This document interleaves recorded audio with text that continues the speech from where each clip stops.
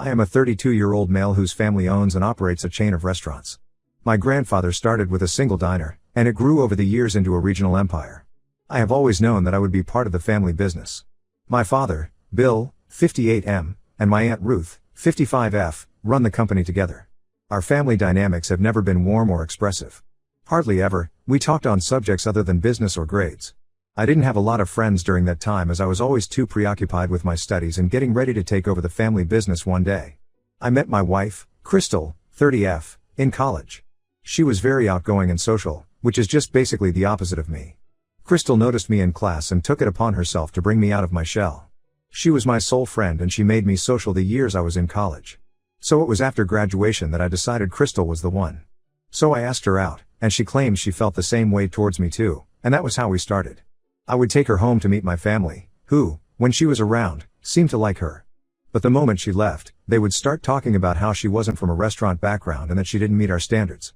I was really angry but chose not to confront them then and there.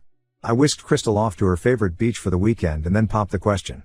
She was surprised but said yes happily. I did text my family to tell them that Crystal and I were now engaged, but they didn't say too much, which I took as a good sign. Crystal had always been interested in event planning and had been saving money from part-time jobs during college to start her own business. When she refused, I tried offering her financial support, to which she replied, "It's my project, the only help I want from you is emotional help." My family, however, began to pile on the pressure in regard to the wedding.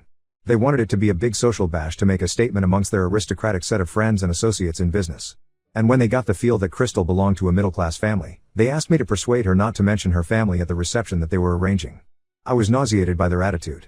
Crystal is very family-oriented, and I wouldn't want to crush her world by telling her the truth as to what they originally wanted to take from my family. I told her a white lie, that I wanted to have our wedding somewhere private just for us two. Shocked, she asked about our family's involvement, to which I responded that it had been a huge dream of mine, and the family was okay with it.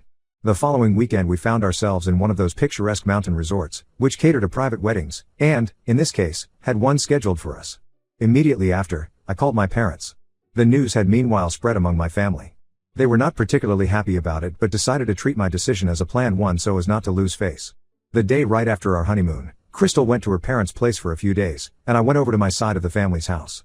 Naturally enough, I had to listen to my father and aunt on the topic of getting married without informing them or getting married in their absence. Once again, I had my chance to prove my words correct about speaking ill of Crystal. Well, it appears I had startled them with my frankness and was able to veer into a conversation with them on arranging a Thanksgiving dinner as a replacement for the wedding dinner.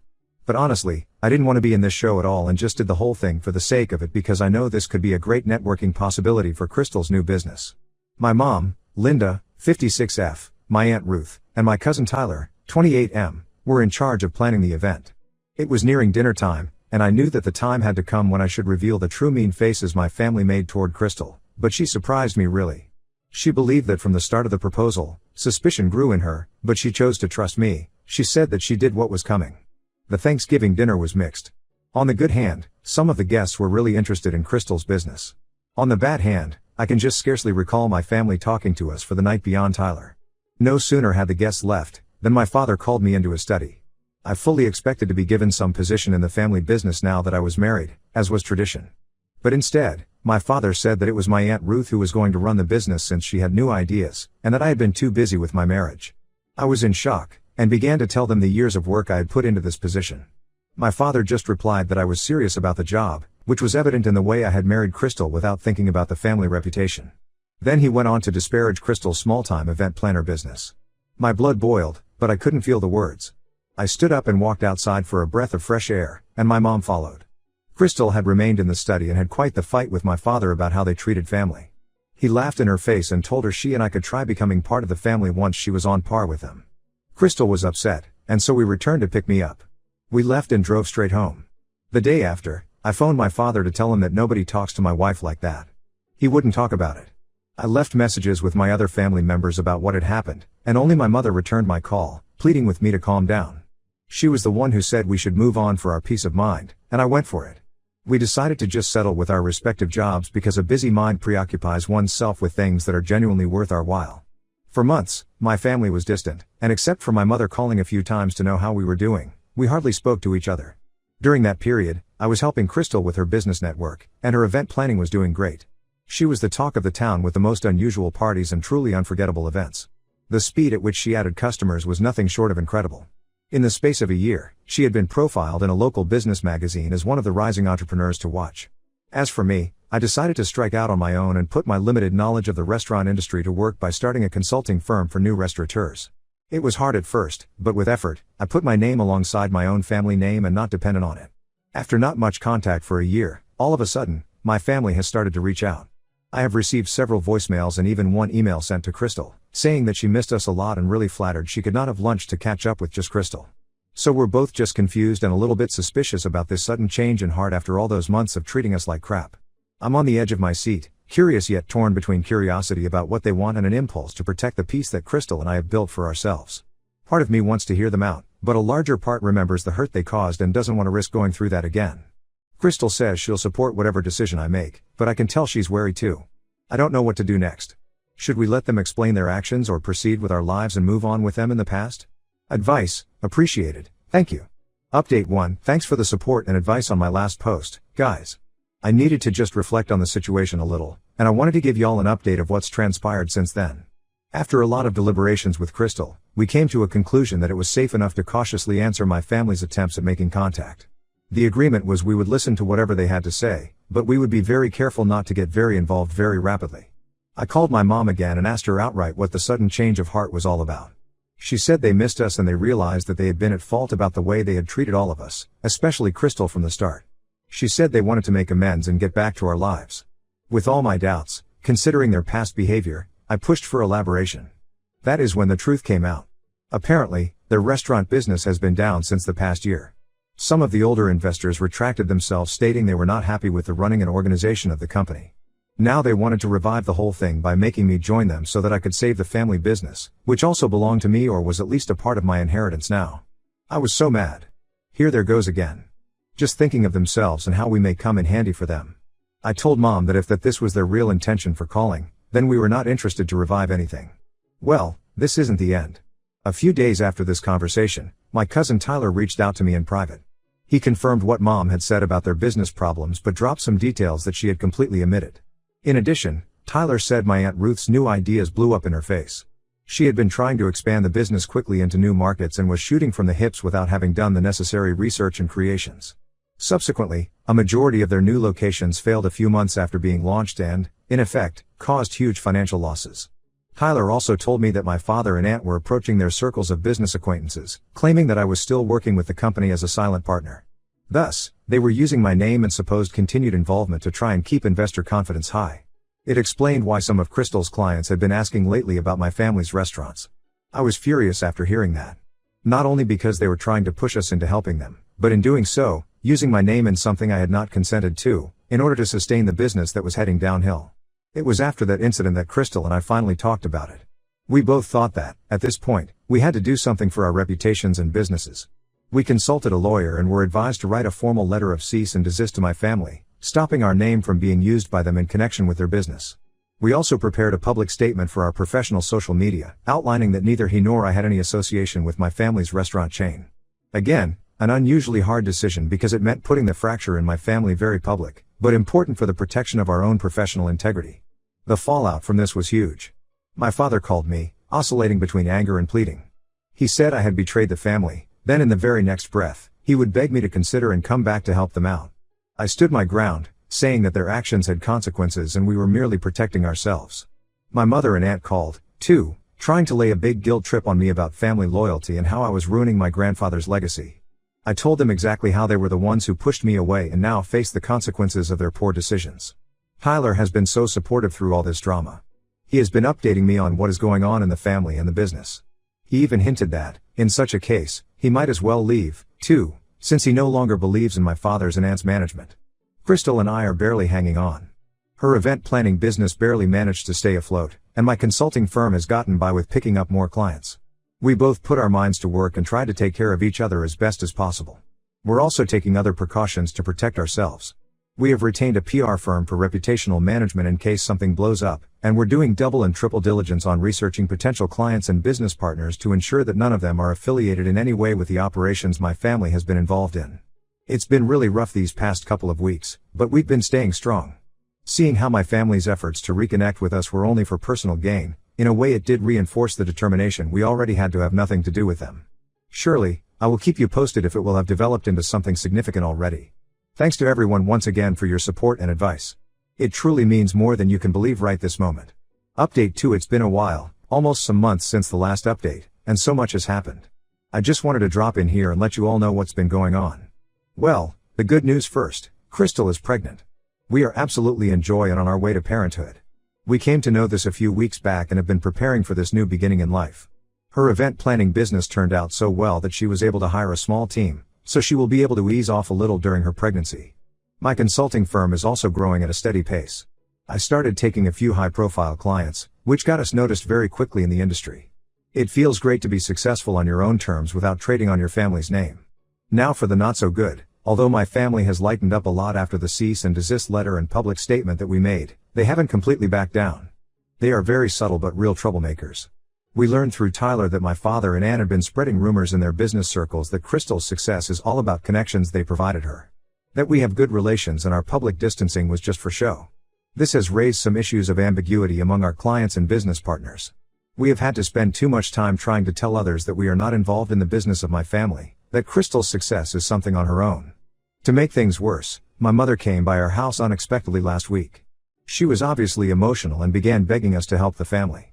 She said that they are on their way to bankruptcy and will probably have to sell some of the original restaurants started by my grandfather. This saddened me a little as those restaurants held all of my childhood memories with them, though I collected myself thinking back at how they treated us and remained tough. I told my mother that I felt sorry for them to have all those problems, but it was all because of what they have done and how they had chosen to handle their business-related issues. We weren't going to risk our financial standings nor reputations to clean up your mess. Crystal, being the more soft-hearted one, suggested that maybe we could say something or offer some advice on how they can make things right without getting too deeply involved. I gave into this as a compromise, thinking it could be enough as it might stop their tries to bring us back down. We met my parents and my aunt at a neutral location, a little coffee shop downtown. Crystal and I presented a few general ideas to them on how they could cut costs, reorganize their business, and possibly save the core of their business. We were very clear in saying that is as far as we were going to be involved and that we were not going to give them any money or have our names on their business.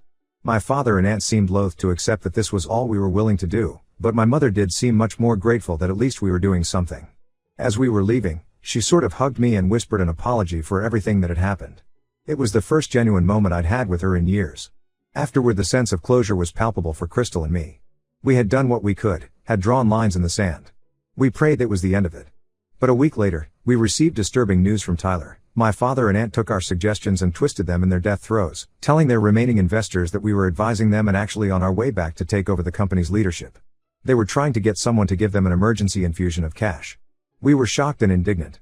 It seemed that whatever we did, they would be determined to use us for their object, whether it were the truth or not, whether we wished it or not. After much discussion and soul-searching, Crystal and I have made a difficult decision. We are moving. We've just had an amazing opportunity come up that will let both of our businesses expand into a city 3 hours away. It's close enough that we can serve our existing clientele, but far enough away, not that it will stop my family from trying to intrude on our lives even there. But for our peace of mind and the future of our baby that is on the way, it is a necessary step.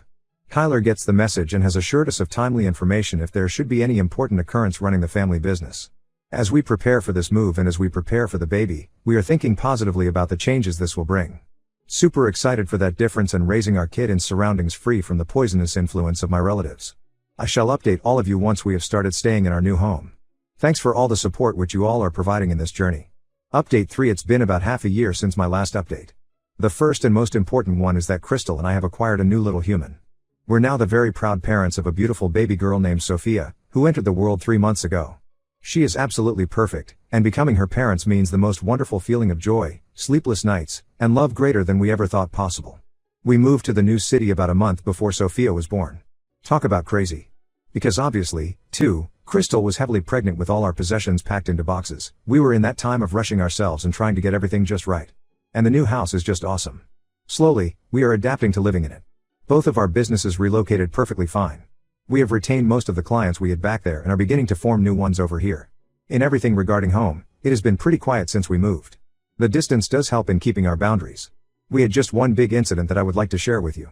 A week after Sophia was born, my mother somehow managed to find our new address, actually showing up there unannounced. We believe either because of some well-meaning but misguided distant relative or my brother, who I strongly suspect from the beginning was covertly feeding her information. Walking through the door with gifts in her hands and tears in her eyes, she begged to see her granddaughter. Crystal and I stepped back in shock. After all that occurred, neither of us had said a word to my family about the pregnancy and birth. Crystal, being as sweet as I suppose one can be, agreed to let my mother into her apartment to see Sophia for a moment. On her visit, my mother apologetically kept sorely regretting everything that has happened. She told the family business had finally gone bankrupt, and in the process of losing everything she lost, as she fully realized she has left the hugest part of family, me and children. She said she had left my father as she couldn't bear the toxic environment. I was feeling sorry for her a little, yet telling her definitely that one visit could not indemnify years of wrong treatment. I mentioned that if she really wanted to be in Sophia's life, it would take proving for a while that she had really changed. We agreed to very limited, supervised visits, starting with video calls. Ever since, we have had a few video calls with my mother. She genuinely does seem to have seen the light and wants to be a better person and grandmother. However, we remain skeptical. No visits have been made in person, and we pointedly stated that if she sought to involve us in family issues or business, we would cut off contact again without any further ado. And as for the rest of my family, we have heard through my mother that the situation has got worse. My father and my aunt are both going to be charged with legal cases. Apparently they made these somewhat questionable financial decisions in their desperate attempts to save the business. Tyler left the company and is trying to get a fresh start on his own, just like I did. Crystal and I are both really settling into this new life in Westcliff. Her event planning business is pretty lucrative in this new town. Actually, she has been convinced by some friends to think about writing a book on how to creatively plan events following a budget. My consulting firm is doing well, and I may even hire an associate to help with my workload. I am emotionally stable from top to bottom, mostly in realizing how grateful or appreciative of life I am to have her in my life, through the hustle. More importantly, we are enjoying each second with little Sophia. Watching her grow and discover the world around her is just the most amazing experience. We are determined to make a loving, stable environment for her, free from the kind of family drama I grew up with. We're also making a circle of friends here, who actually feel more like a family than my blood relations ever did. It's good to be surrounded by people who value us for who we are, not because of what we can do for them. It's so, just thinking over it all, what happened in the past couple years left me filled with some sorrow, both at the loss of family relations and happiness, mostly at how Crystal and I stood by, creating a path of life. Some challenges that we meet in life could really have torn us all apart, but in turn, they have only brought us closer. I don't want to predict the future of my family. Perhaps my mother will continue progress in order to benefit from life with us. Probably my father and aunt will get punishment for their deed and realize how bad it was. Or maybe we will live on as we do now, for the most part, separately from them. Despite all, I am in no doubt that Crystal, Sophia, and I will be there for each other. We've become our tiny family unit, built on so much love, respect, and support for one another, if anything. End of line. Thank you to all of you for your support throughout such a long and complicated journey. Advice and encouraging words were received, and worth more than you probably know. So though we might very well not update for a while, do know that we're doing well. It's a happier life than ever.